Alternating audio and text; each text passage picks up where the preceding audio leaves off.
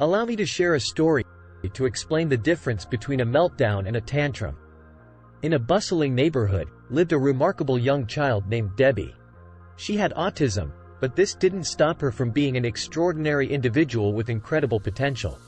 One day, Debbie is standing in the middle of a crowded city street. During rush hour, the chaos of honking cars, blaring sirens, and bustling crowds bombards your ears. Thousands of people die every day, but you put one dead body in the middle of a busy street and it makes people crazy. Neon signs and bright lights flicker, demanding your attention. The air is heavy with a mix of exhaust fumes, various scents, and unfamiliar smells.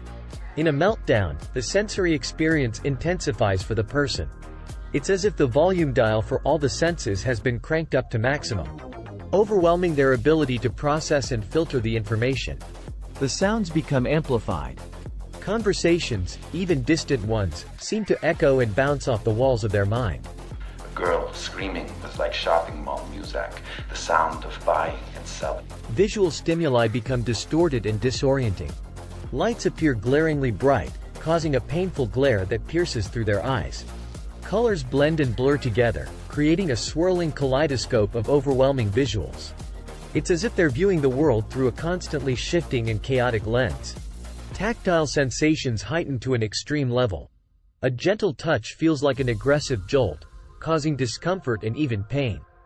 The fabric of their clothing might feel scratchy and abrasive against their skin, exacerbating their discomfort. It's itchy. It's choking me. Moreover, their perception of time becomes distorted. A minute can feel like an eternity, stretching their sense of reality.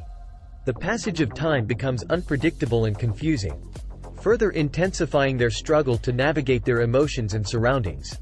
Their emotions surge and clash like tidal waves, making it difficult to distinguish one feeling from another. They may feel overwhelmed, trapped, and desperate for relief. It's as if their emotional state has taken on a life of its own, engulfing their thoughts and leaving them feeling powerless, unable to process everything happening around them. Debbie's emotions reached a boiling point, leading to a meltdown. Please remember that meltdowns, like the one experienced by Debbie, are not intentional acts of misbehavior. They are the result of a genuine struggle to cope with overwhelming emotions and sensory overload. Instead of blaming or criticizing the child, it is important to offer understanding, support, and a safe environment. In another instance, let's imagine Debbie at a local toy store. Excitedly, she spotted a shiny new toy that she desired. She reached for it, only to be gently told by her parents that she couldn't have it at that moment. Frustrated and disappointed, she felt a surge of intense emotions welling up inside. In this situation, she was on the verge of a tantrum. Unlike meltdowns, tantrums are often triggered by unmet desires or a perceived lack of control. They represent a child's attempt to regain a sense of power or influence over their circumstances. Instead of indulging or dismissing the tantrum, it is crucial to guide the child in understanding and managing their emotions in a more constructive way. To help Debbie navigate her emotions, we would need to emphasize the importance of teaching them emotional intelligence. By creating a supportive environment, she could learn to recognize her emotions, communicate her needs effectively, and develop coping strategies.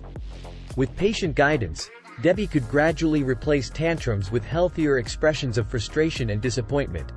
In conclusion, understanding the difference between a meltdown and a tantrum, particularly through the lens of an autistic child, calls for empathy and support.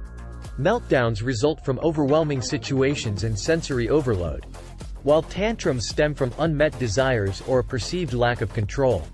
Simple as it is. Thank you for watching.